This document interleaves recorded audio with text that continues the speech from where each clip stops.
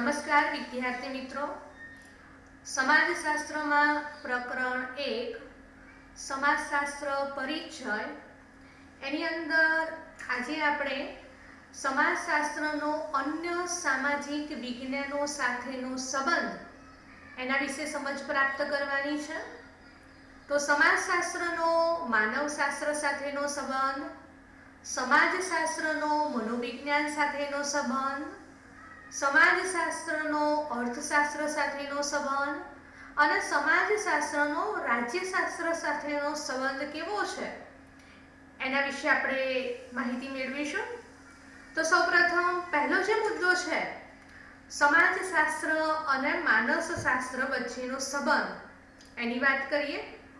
વિદ્યાર્થી મિત્રો, આપણે બધા જાણીએ છીએ કે સમાજશાસ્ત્રનો અભ્યાસ વસ્તુ અથવા સમાજશાસ્ત્ર શાનો અભ્યાસ કરે છે? તો સમાજશાસ્ત્ર એ સમાજનો અભ્યાસ કરે છે।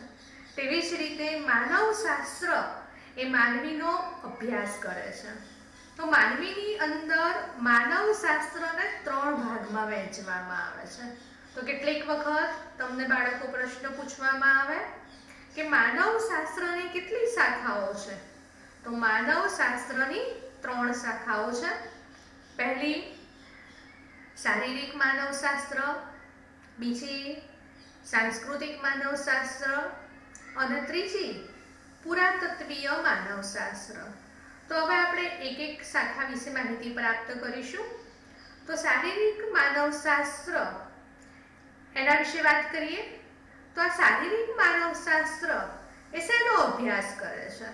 તો શારીરિક માનવશાસ્ત્ર એ શરીરની રચના, શરીરના લક્ષણો અને માનવી જુદી જુદી જાતિઓ અને પેટા જાતિઓનો અભ્યાસ એ શારીરિક માનવશાસ્ત્ર કરે છે। જો માનવીઓ બધા એક સરખા હોતા નથી, સમાજની અંદર ઘણા માનવીઓ છે, આ બધી જ પેટા જાતિઓ કઈ રીતે જુદી પડે છે તો તેનો અભ્યાસ એ શારીરિક માનવશાસ્ત્ર કરે છે। એવી રીતે બીજો મુદ્દો છે સાંસ્કૃતિક માનવશાસ્ત્ર। તો આ સાંસ્કૃતિક માનવશાસ્ત્ર શેનો અભ્યાસ કરે છે?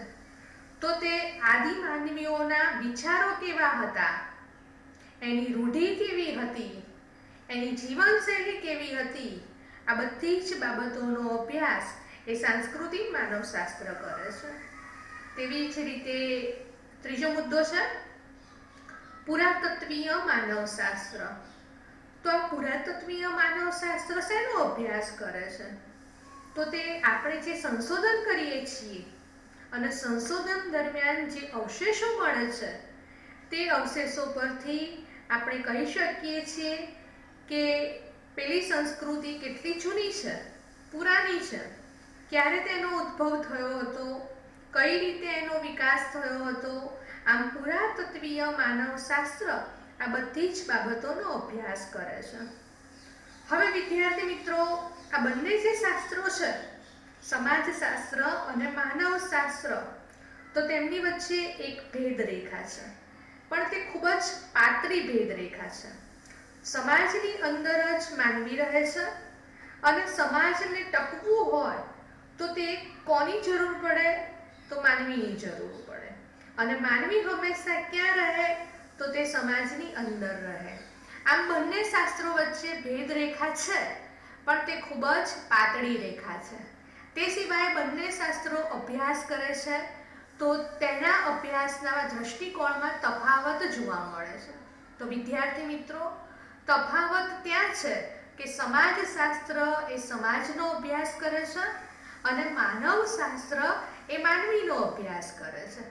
તો પછી બંને શાસ્ત્રો વચ્ચે તફાવતો હોવા છતાં બંને શાસ્ત્રો એ પરસ્પરાવલંબન છે। તો પરસ્પરાવલંબન એટલે એકબીજા પર આધારિત છે।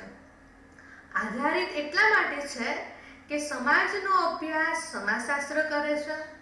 હવે જો એને વ્યક્તિ વિશે માહિતી મેળવવી હોય તો એ માનવશાસ્ત્ર પાસેથી માહિતી મેળવે છે, અને એવી જ રીતે માનવશાસ્ત્ર માનવીનો અભ્યાસ કરે છે। હવે તેને આખા સમાજ વિશે માહિતી મેળવવી હોય તો તેણે સમાજશાસ્ત્ર પાસેથી માહિતી મેળવવી પડે છે, અને એટલા માટે જ બંને શાસ્ત્રો પરસ્પરાવલંબન છે। બંને શાસ્ત્રો વચ્ચે ગાઢ સંબંધ છે અને બંને શાસ્ત્રો એ માહિતીની આપ-લે કરે છે. તો અહીં આપણે સમાજશાસ્ત્ર અને માનવશાસ્ત્ર વચ્ચેનો સંબંધ એ મુદ્દો પૂરો કર્યો. હવે આગળ વધીએ. બીજો મુદ્દો છે સમાજશાસ્ત્ર અને મનોવિજ્ઞાન વચ્ચેનો સંબંધ. તો તેની અંદર આપણે આગળ વાત કરી કે સમાજશાસ્ત્ર એ સમાજનો અને તેની અંદર જે જૂથો આવેલા છે એ જૂથો વચ્ચે પારસ્પરિક સંબંધ કેવો છે, સમાજની અંદર કઈ રીતે પરિવર્તન આવે છે, આનો અભ્યાસ સમાજશાસ્ત્ર કરે છે. હવે મનોવિજ્ઞાન કોનો અભ્યાસ કરે છે? તો મનોવિજ્ઞાન એ સમાજમાં રહેતી વ્યક્તિનું વર્તન કેવું છે તેનો અભ્યાસ કરે છે. તે ઉપરાંત જૂથના ધોરણોનો અભ્યાસ તેમજ વ્યક્તિની જે શારીરિક બાબતો છે, વ્યક્તિની જે માનસિક બાબતો છે તેનો અભ્યાસ મનોવિજ્ઞાન કરે છે. અહીંયા સમાજશાસ્ત્ર સમાજ અને જૂથનો અભ્યાસ કરે છે, જ્યારે મનોવિજ્ઞાન કોનો અભ્યાસ કરે છે? તો મનોવિજ્ઞાન વ્યક્તિનો અભ્યાસ કરે છે. તો અહીંયા વ્યક્તિ, સમાજ અને જૂથ આ ત્રણેય એકબીજા સાથે સંકળાયેલા છે. તો પછી ત્રણેય એકબીજા સાથે સંકળાયેલા હોય તો સમાજશાસ્ત્ર અને મનોવિજ્ઞાન વચ્ચે પરસ્પર સંબંધ હોય કે નહીં? બરાબર. એટલા માટે જ સમાજશાસ્ત્ર અને મનોવિજ્ઞાન વચ્ચે જે સંબંધ છે તે ગાઢ સંબંધ છે. બંને જે અભ્યાસ કરે છે તેમાં થોડો તફાવત છે. તો સમાજશાસ્ત્ર એ સમાજનો અભ્યાસ કરે છે અને મનોવિજ્ઞાન એ વ્યક્તિનો અભ્યાસ કરે છે. તો તફાવત અહીંયા છે, છતાં પણ બંને શાસ્ત્રો પરસ્પરાવલંબન છે. બંને સામાજિક વિજ્ઞાનો એકબીજા પાસેથી માહિતીની આપ-લે કરે છે. સમાજશાસ્ત્ર એ વ્યક્તિના અભ્યાસ માટે મનોવિજ્ઞાન પાસેથી માહિતી મેળવે છે અને મનોવિજ્ઞાન એ વ્યક્તિના વર્તનને સમજવા માટે જૂથની માહિતી સમાજશાસ્ત્ર પાસેથી મેળવે છે. તો અહીંયા માહિતીની આપ-લે થાય છે. હવે અમુક બાબતો એવી છે કે બંને શાસ્ત્ર એનો અભ્યાસ કરે છે. સમાજશાસ્ત્ર પણ તેનો અભ્યાસ કરે છે અને મનોવિજ્ઞાન પણ તેનો અભ્યાસ કરે છે. દાખલા તરીકે લોકમત, ટોળું, મનોવલણો, આ બાબતોનો અભ્યાસ સમાજશાસ્ત્ર પણ કરે છે અને મનોવિજ્ઞાન પણ કરે છે. એટલે કે બંને શાસ્ત્રો કરે છે. ટોળું છે તો સમાજશાસ્ત્ર એ ટોળાનો અભ્યાસ કરે છે, જ્યારે મનોવિજ્ઞાન એ ટોળાની અંદર રહેલ વ્યક્તિનું વર્તન કેવું છે એનો અભ્યાસ કરે છે. તો અહીંયા આપણે સમાજશાસ્ત્ર અને મનોવિજ્ઞાન વચ્ચેનો સંબંધ એની સમજ પ્રાપ્ત કરી. હવે આપણે આગળ વધીએ. ત્રીજો મુદ્દો છે સમાજશાસ્ત્ર અને અર્થશાસ્ત્ર. તો સમાજશાસ્ત્ર અને અર્થશાસ્ત્ર બંને વચ્ચે કેવો સંબંધ છે? તો સમાજશાસ્ત્રની આપણને ખબર છે અને આગળના મુદ્દામાં પણ આપણે જોઈ લીધું કે સમાજશાસ્ત્ર એ સમાજનો અભ્યાસ કરે છે. સમાજશાસ્ત્રના જુદા જુદા જૂથોનો અભ્યાસ કરે છે. સમાજશાસ્ત્ર એ સામાજિક સંબંધોનો અભ્યાસ કરે છે અને સમાજની અંદર જે જુદી જુદી ઘટનાઓ બને છે તો તેનો અભ્યાસ કોણ કરે છે? તો તેનો અભ્યાસ પણ સમાજશાસ્ત્ર જ કરે છે. તો પછી અર્થશાસ્ત્ર એ શેનો અભ્યાસ કરે છે? જેમ સમાજશાસ્ત્ર સામાજિક સંબંધોનો અભ્યાસ કરે છે તો પછી અર્થશાસ્ત્રનું વિષય વસ્તુ એ માનવીના આર્થિક સંબંધો છે. જેમ સમાજશાસ્ત્રનું વિષય વસ્તુ સામાજિક સંબંધો છે તેમ અર્થશાસ્ત્રનું વિષય વસ્તુ આર્થિક સંબંધો છે. તે ઉપરાંત અર્થશાસ્ત્ર એ બીજી ઘણી બધી બાબતોનો અભ્યાસ કરે છે. તે વસ્તુની ઉત્પત્તિ, વસ્તુનું ઉત્પાદન કેટલું થયું છે, ત્યાર પછી તેનું વિતરણ, એટલે કે ઉત્પાદન થયા પછી તેનું વિતરણ તો કરવું જ પડે, તો તેનો અભ્યાસ પણ અર્થશાસ્ત્ર કરે છે. તે ઉપરાંત વસ્તુની માંગ કેટલી છે, વસ્તુનો પુરવઠો કેટલો છે, રાષ્ટ્રીય આવક કેટલી છે, આર્થિક સંગઠનનો ઉદ્ભવ અને તેનો વિકાસ, સાથે સાથે એના જે લાભ અને જે ગેરલાભ છે, આ બધી જ બાબતોનો અભ્યાસ એ અર્થશાસ્ત્ર કરે છે. તો વિદ્યાર્થી મિત્રો, અહીંયા સમાજશાસ્ત્ર અને અર્થશાસ્ત્ર બંને વચ્ચે પણ સંબંધ છે. તો એ સંબંધ એટલા માટે છે કે માનવી જે આર્થિક પ્રવૃત્તિ કરે છે, હવે તે જે આર્થિક પ્રવૃત્તિ કરે છે, તો એ આર્થિક પ્રવૃત્તિ ક્યાં કરે છે? તો તે આર્થિક પ્રવૃત્તિ સમાજમાં રહીને કરે છે. તો પછી આ બંને વચ્ચે સંબંધ હોઈ શકે કે નહીં? તો હા, સમાજશાસ્ત્ર અને અર્થશાસ્ત્ર વચ્ચે પણ ગાઢ સંબંધ છે તેમ આપણે કહીએ છીએ. હા, થોડી અભ્યાસની બાબતમાં બંને શાસ્ત્રો વચ્ચે ભિન્નતા છે. તો સમાજશાસ્ત્ર એ સામાજિક સંબંધોનો અભ્યાસ કરે છે, જ્યારે અર્થશાસ્ત્ર એ આર્થિક સંબંધોનો અભ્યાસ કરે છે. તો અહીંયા બંને શાસ્ત્રો અલગ પડે છે, છતાં પણ બંને શાસ્ત્રો એકબીજા સાથે સંકળાયેલા છે. સમાજશાસ્ત્રને આર્થિક બાબતો વિશે માહિતી મેળવવી હોય તો એ કોની પાસે જાય? તો તે અર્થશાસ્ત્ર પાસે જાય છે અને અર્થશાસ્ત્ર પાસેથી માહિતી મેળવે છે. અને અર્થશાસ્ત્રને સમાજ વિશે માહિતી મેળવવી હોય તો એ સમાજશાસ્ત્ર પાસેથી માહિતી મેળવે છે.